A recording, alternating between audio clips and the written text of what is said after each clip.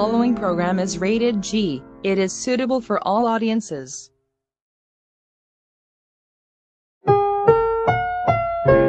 This program is rated PG. It contains theme scenes which may not suitable for very young audiences. Parental guidance is advised. This program is rated SPG. It contains scenes with themes, language, violence, sex, horror, or drugs, which may not suitable for children. Strong parental guidance is advised. Ang susunod ng programa ay rated G. Ito ay pwede sa lahat ng manunood.